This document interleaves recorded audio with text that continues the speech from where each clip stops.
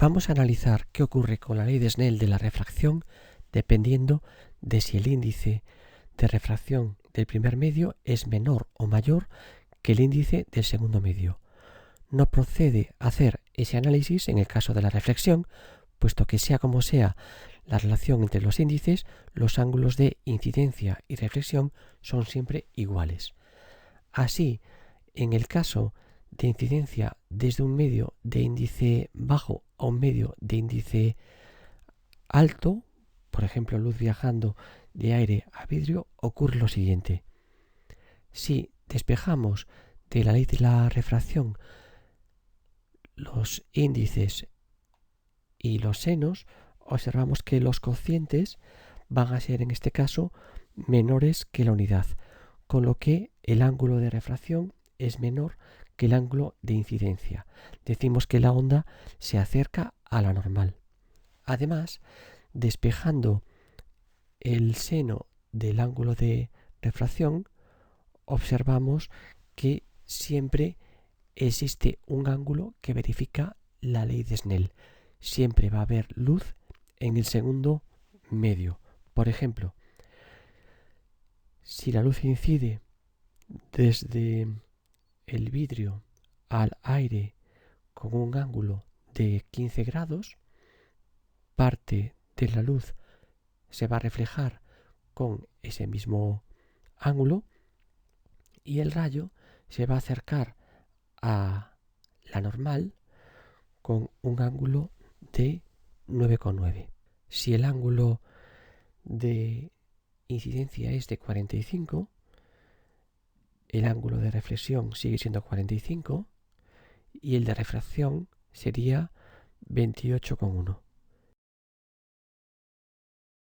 Si el ángulo de incidencia es de 60 grados, el ángulo de reflexión será 60 grados y el ángulo de refracción será 35,3.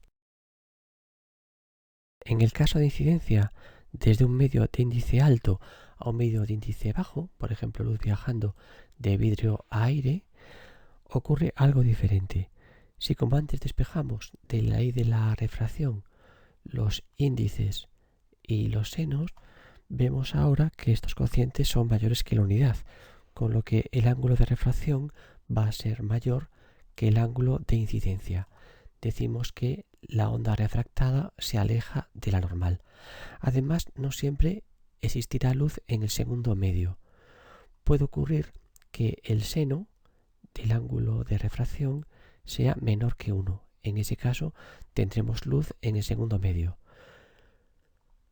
Puede ocurrir que el seno del ángulo de refracción sea 1. En ese caso, la luz se refracta formando un ángulo de 90 grados. Pero la ley de la refracción puede proporcionar un seno de ángulo refractado mayor que la unidad, algo que matemáticamente no es posible, y en cuyo caso no existe un ángulo de refracción que verifique la ley de Snell. La luz no se refracta y toda ella se refleja. Se produce el fenómeno de reflexión total. Toda la luz vuelve al primer medio. Por ejemplo, si el ángulo de incidencia desde el vidrio al aire es de 15 grados, parte de la luz se refleja con el mismo ángulo y el rayo refractado se aleja de la normal formando un ángulo de 22,8. El fenómeno de la reflexión total aparece en este segundo caso de luz viajando desde un medio de índice alto a un medio de índice bajo para ángulos de incidencia mayores que un cierto ángulo límite o crítico, que se corresponde con el ángulo para el cual la refracción se produce a 90 grados. Por ejemplo, para incidencia desde vidrio a aire, ese ángulo crítico es de 42 grados. Y si la luz incide con este ángulo de 42, parte se refleja con ese mismo ángulo de 42 y parte se refracta a 90 grados. Para ángulos superiores, por ejemplo de 45, toda la luz se refleja a 45 y no existe luz en el segundo medio, en aire. Lo mismo, por ejemplo, si el ángulo es de 60 grados. Tenemos reflexión total a 60 grados y no existe luz en el segundo medio, en el aire. Veremos en el aula estos efectos de forma dinámica con alguna de las múltiples simulaciones en línea que existen en Internet, en particular con las simulaciones de la Universidad de Colorado. La principal aplicación del fenómeno de la reflexión total es el confinamiento, redireccionamiento de la luz en un medio rodeado de otro de índice de refracción más bajo, como el que se produce, por ejemplo, en los prismas de vidrio de unos binoculares o prismáticos. Si la luz incide sobre su cateto con un ángulo de incidencia 0, no se desvía e incide sobre la hipotenusa con un ángulo de 45, mayor que el ángulo crítico si el prisma está inmerso en aire, con lo que toda la luz vuelve al vidrio con el mismo ángulo de 45 e incide sobre el otro cateto de nuevo con un ángulo de incidencia 0, emergiendo sin desviarse. Si la incidencia se produce sobre la hipotenusa, tenemos reflexión total en los dos catetos con un cambio de dirección que también conlleva una inversión en la imagen. Para evitar esta inversión en la imagen, se sitúa en un binocular o un prismático un segundo prisma que mantiene la orientación de la imagen.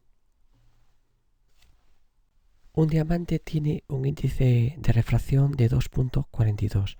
Si está sumergido en aire, el ángulo límite es del orden de 24.41 grados, un valor muy pequeño.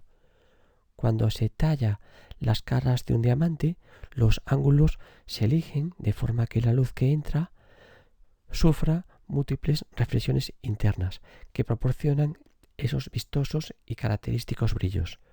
Comprobaremos en el aula, con una experiencia de cátedra, si esto es posible, con el diamante del Departamento de Física Aplicada que veis en la figura.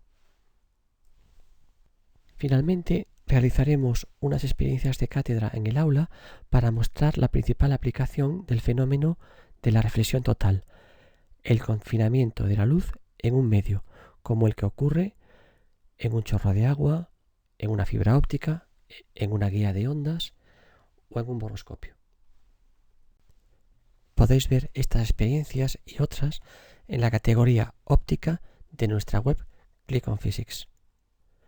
En la telemateria tenéis visibles recursos complementarios y la evaluación voluntaria correspondiente a estos contenidos.